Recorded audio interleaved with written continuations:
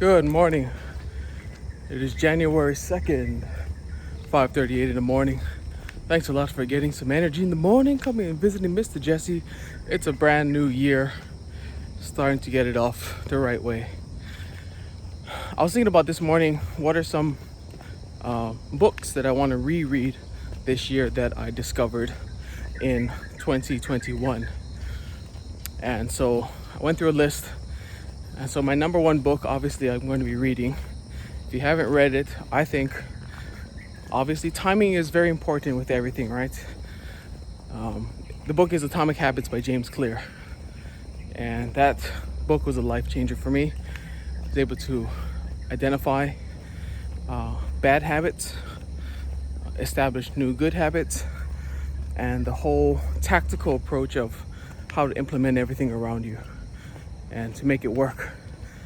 And I wouldn't say it's solely because of that book that I've been able to keep up my morning workouts, but a large part of it and the things and the thoughts that I pulled out of that book is by far one of the most influential things I've read in 2021.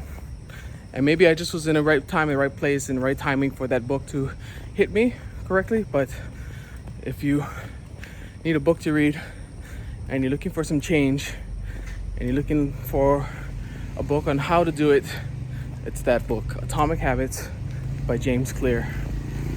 That's a book I'm going to be rereading this year. Second book I want to reread this year is a book I read in January of 2021 and February of 2021, and that is 7 Habits of Highly Effective People by James Covey. Sean Covey, his son, growing up, heard the thoughts and the principles that his father brought out in that book. He wrote another book later on in life when he grew up, Sean Covey. He wrote a book called 7 Habits for Highly Effective Teens, which is also a really good book. But Highly Effective Habits is another one of those books that really made a big difference in my life. And yeah, I think maybe it's because I started reading so many new personal development books, self-help books, that a lot of the thoughts in all these books that I've read really were so new to me, or it's been something that I've been feeling already, but it was able to spell it out for me in a way that I haven't been able to either vocalize or able to see in print and to process in my own mind by myself. You read something else and you say, oh yeah, that's what I meant. That's what I was trying to say. Atomic Habits, 7 Habits of Highly Effective People. Men are from Mars, Women are from Venus. That's another book I read every year, at least one time, just to help with dealings with your spouse.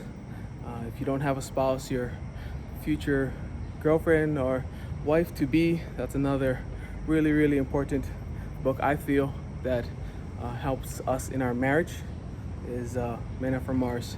And it's a book actually my mom used to keep around the house a long, long time ago. I think they actually went to, I think his name is John Gray. I think they went to his seminar, in fact, my stepfather and mom. And so I think that's maybe why that book really kind of resonates with me, is because I saw it around the house a lot when I was growing up. Men Are From Mars, Women Are From Venus. There's another book called Mastery by George Leonard. It's a really, really short book, but it talks about how to become a master at different things. And he uses the tennis analogy, and he talks about how life goes up and down, but not so much that we want to start off really gung-ho, but choosing the master's course, which is you go a little bit up and you hit a plateau. And the theme of that book is staying happy and staying content on the plateau and staying consistent while you're still on that plateau.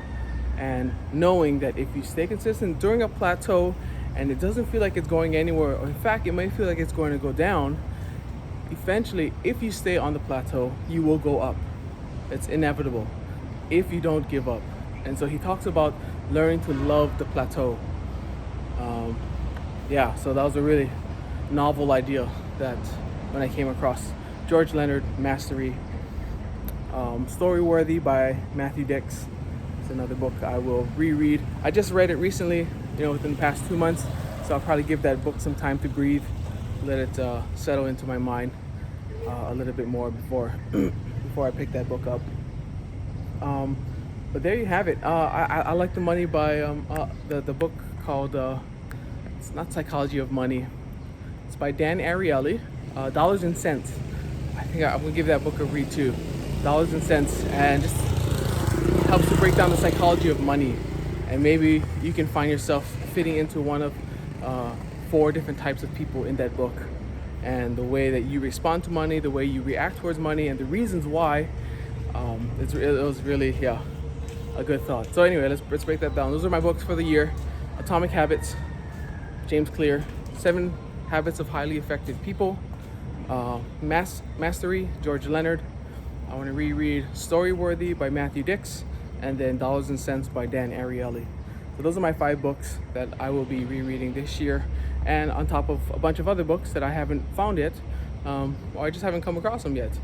And those new books kind of just come really organically, like if I'm watching a YouTube channel and somebody recommends a book, and then so that's the books that I want to reread for 2022. What books do you want to read? Do you have anything that you want to revisit in this year? Let me know down in the comment section. Don't forget to hit that subscribe button. And hey, we're back out here. We're still doing it every day. Get up at 5 o'clock, 4:45, do our workout, self-discipline, name of the game. Stay on the plateau, learn to love the plateau, and I'll see you guys later. Aloha, take care, and we'll see you guys tomorrow.